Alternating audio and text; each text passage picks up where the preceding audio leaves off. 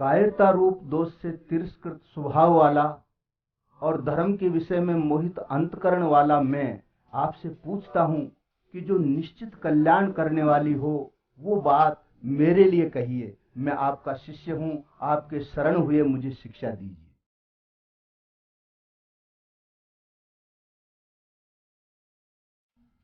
यहाँ अर्जुन अपनी कायरता रूपी दोष को स्वीकार करते हैं और श्री कृष्ण की शरण में चले जाते हैं, उनसे शिक्षा की भीख मांगते हैं। अब श्री कृष्ण के उपदेश देने का आधार बन जाता है। शरणागति का बड़ा विचित्र असर होता है। प्रायः गुरु का कर्तव्य होता है अपने शिष्य को सीख दे, और शिष्य का कर्तव्य होता है कि वो अपनी गुरु की आज्ञा का पालन करे। परंतु शरणागति इससे भी बढ़कर है। अगर एक बच्चा अपने माँ के दूध पर ही आधारित है, तो यदि उस बच्चे को कुछ हो जाए तो अक्सर माँ को ही दवा लेना पड़ता है। यहाँ पर अर्जुन श्री कृष्ण की सर्वथा शरण नहीं हुए थे, नहीं तो उनका ये कहना कि आप मुझे शिक्षा दीजिए ये बनता ही नहीं है। क्या करना है ये बताना शरणागत का काम नहीं है। उसका काम तो सिर्फ कहे हुए की आज्ञा पालन करना।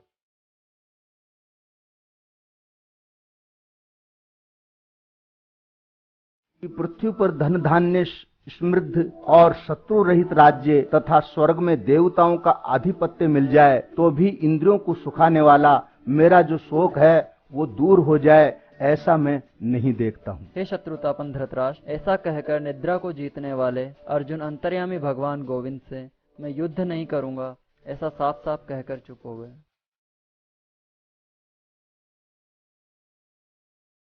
तुमने शोक न करने योग्य का शोक किया है और विधाता पंडिताई की बातें कह रहे हो, परंतु जिनके प्राण चले गए हैं उनके लिए और जिनके प्राण नहीं गए हैं उनके लिए पंडित लोग शोक नहीं करते।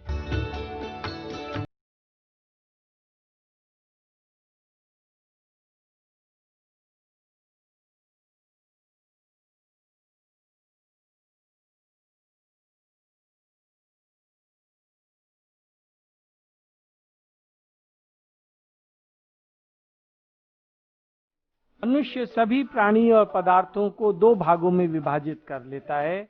ये मेरे हैं, ये मेरे नहीं हैं।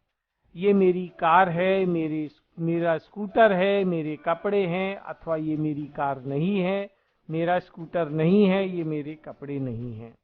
यदि मेरी चीजों को कुछ हो जाए तो हमें बुरा लगता है। इसी तरह से यदि मेरे भाई, मेरे दोस्त को कुछ हो जाए तो हमें दुख होता है। जो हमारे हैं उनके प्रति हमारी ममता और आसक्ति होती है। जो चीजें हमारी हैं उनके प्रति कामना होती है। ममता, आसक्ति और कामना से ही सभी दोष और अनर्थ पैदा होते हैं। उनसे भय, चिंता, शोक आदि लगे रहते हैं। संसार में दो चीजें हैं, शरीर और शरीरी। शरीरी कभी मरता नहीं और शरीर मरता ही है। अब इन दोनों के लिए शोक क्या करना। शरीर का धर्म है नष्ट होना, वो नष्ट हो गया तो शोक कैसा। शरीरी कभी मरता नहीं तो फिर इसका शोक क्यों। श्री कृष्ण का उपदेश शरीर शरीरी से ही आरंभ होता है। शरीर निरंतर मर रहा है और शरीर सदैव ज्यों का त्यों रहता है। इसको अनुभव करके गहराई से अपने अंदर उतार लेना है कि मैं कौन हूं। इसको जाने बिना हम सदैव ही चिंता में रहेंगे।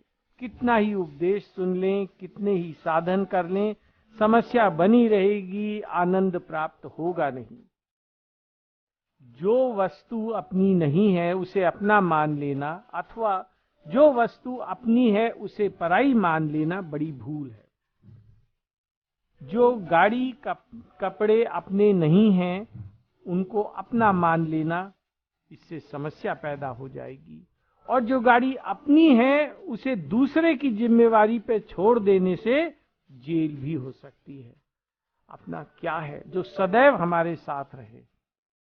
हमारे साथ सदैव क्या रह सकता है।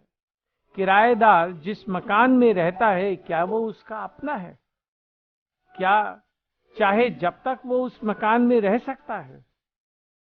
हम शरीरी कौन हैं? क्या हमारी आयु 40-50 वर्ष अथवा हजारों वर्ष है? बिल्कुल नहीं। हम तो अजन्मा अविनाशी हैं। 2-4 वर्ष के लिए यदि कोई चीज हमें मिल जाए तो वो हमारी नहीं हो सकती। तो फिर क्या शरीर हमारा है? शरीर की आयु 100 वर्ष कही गई है कलयुग में, और जो हमारी आयु के तुलना में नगण्य है। फिर हमारा क्या है?